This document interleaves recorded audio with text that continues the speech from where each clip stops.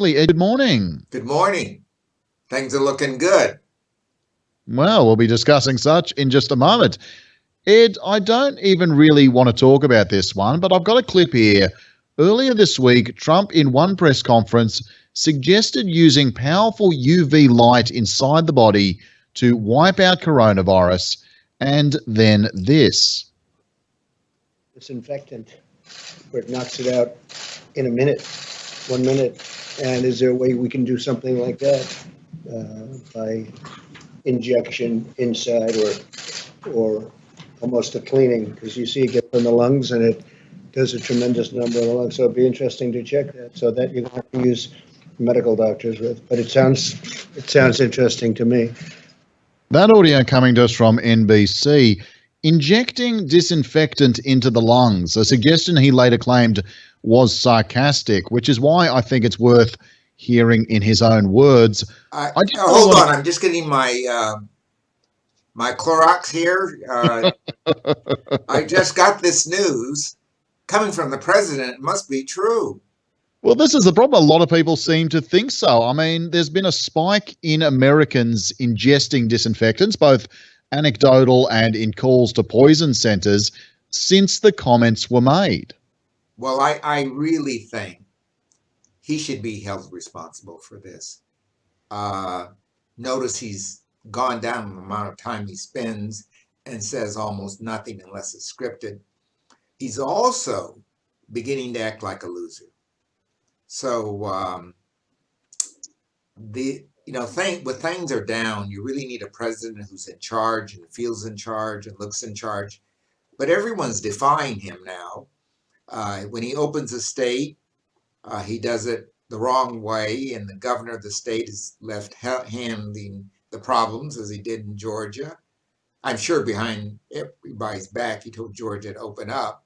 And then when it happens and everybody came out, he said, oh my God, now let him hold the can. So this is non-leadership at its best. In terms of COVID-19, America now accounts for a third of the world's cases, and the death toll is now well over 60,000. 600,000. Yeah, I don't really have much of a question, as we've already discussed a lot of what went wrong. But I just marvel at how the states did go so wrong on this when so many other countries are beginning recovery now. Well, Italy went pretty wrong too. Trump clearly is to blame for how he handled it, but you can see where there's a good health system. Great Britain has suffered tremendously from this. I think there are two aspects of this. One of them is the disaster itself, and shutting down is kind of a last resort. But if you don't do the right things in the front end, you've got to really shut down. And notice Germany and Sweden never shut down all the way because they did the right things at the beginning with testing and the like and moving with precision.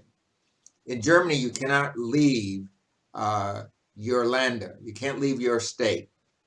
And within your state, you can't leave your region or sub-region.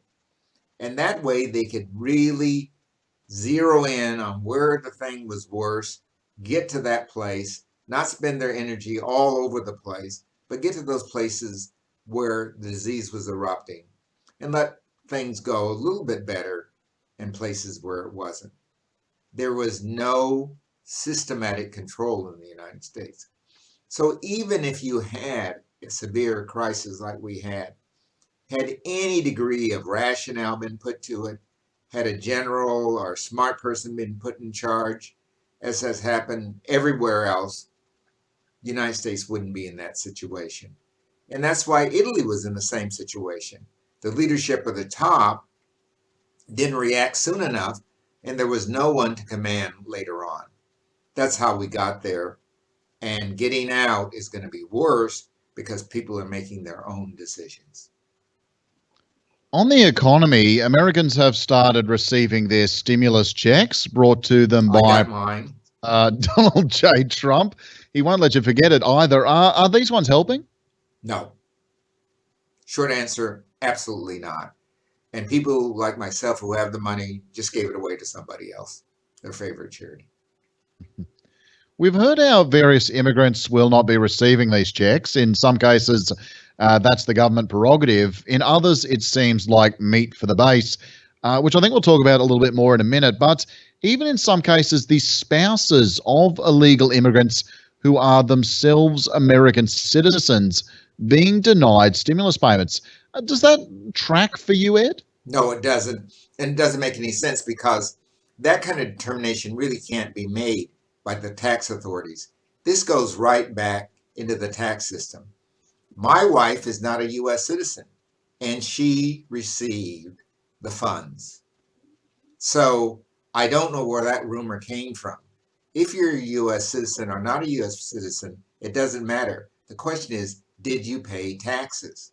My brother, who paid his taxes, had received his refund at last count, and I received mine, I think, on the very first day, and my wife received hers at the same time.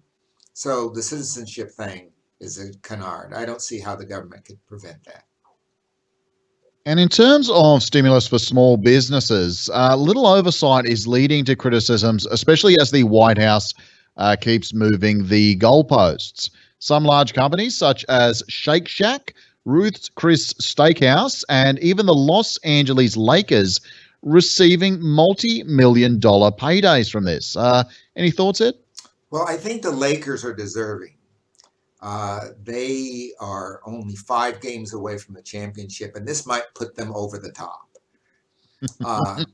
All sarcasm aside, the United States has no internal mechanisms to monitor anything. So there's no surprise here. Most of those companies that got the big payouts sent the money right back because of the adverse publicity that they would get.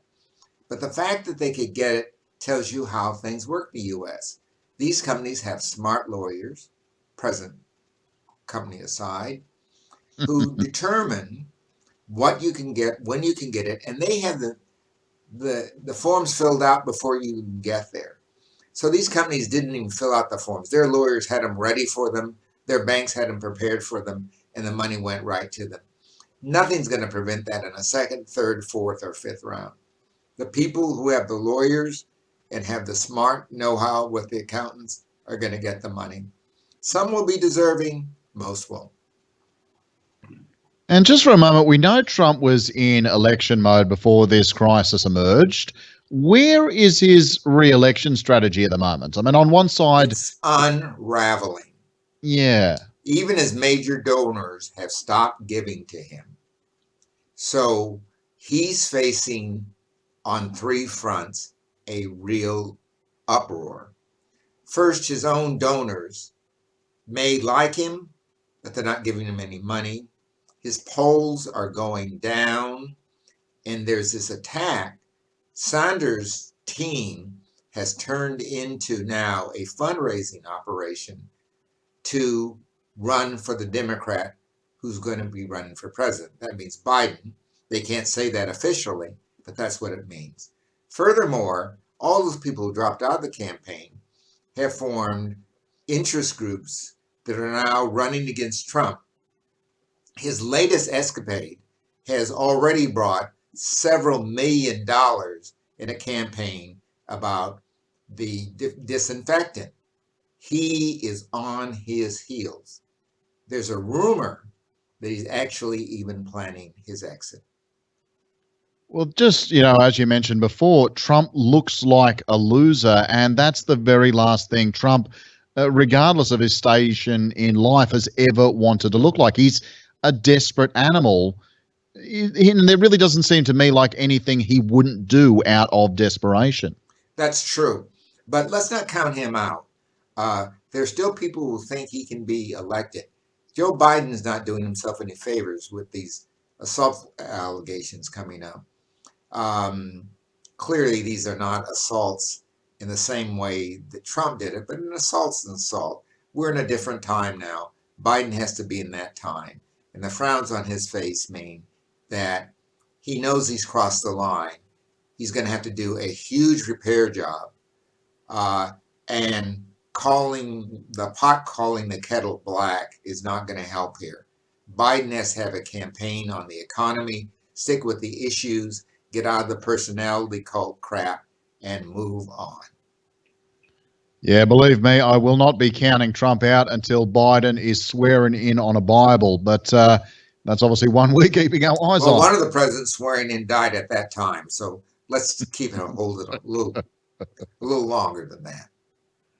Also, this week, House Democrats have made arguments in the US Court of Appeals for the DC Circuit that Congress should be allowed to sue the president in a case that could change presidential authority for all future leaders. They want to sue Trump, firstly, to enforce a subpoena for former White House counsel Don McGahn, and secondly, over Trump's decision to redirect military spending to pay for his wall as a way of circumventing Congress. Worth keeping our eyes on, Ed? No. By the time this winds its way through the courts and gets to the Supreme Court, either Trump will be in or he will be out. And the court, if they determined he did the wrong thing, there's very small penalty here. Let's hope there's a new election and the rules are rewritten by a new Congress. That's the thing to watch for. Meanwhile, down south, he's called the Trump of the tropics, where Bolsonaro. The name seems to get more and more appropriate every time we hear about him. Right now, he seems on the verge of being impeached, surrounded by corruption investigations, losing support, and floundering publicly over betrayals. What's going on, Ed? Who are you talking about? Was that in Italy or Israel or the United States? I'm not quite certain who we're going after here. This man ran as a Trump. He is being a Trump. So what is the surprise? I think this is a country where the last president, or the one in between, I forget which one, just got out of jail because of the fact that there was some miscalculation or miscarriage of justice with respect to his trial. But the data on him has never been challenged. So restoring Brazil as a democracy is going to be a very hard uphill battle. It's either a dictator from the left or a dictator from the right. And in Ohio, a pretty comfortable primary win for Joe Biden. No surprises there. Anything exciting going on in the Buckeye State? The people came out to vote. The turnout was low. But if you look at it proportionately across all areas, Biden did very well. And I think that'll happen in the future. Ohio is a real swing state, and it looks like they've swung behind Biden. I think Biden and Kim Il-jung are in the same. The president Trump and Kim Il-jung are about in the same state in Ohio. That is comatose. Ed, mate, pleasure as always. Thanks for joining us again this week. Thank you, and let's have some talk about the ex-president, the not president, ex-dictator of North Korea. I think that's worth some conversation next week. Absolutely. We're going to have to keep our eyes. Cheers, mate. We'll see you then. Cheers. All right, mate. Good.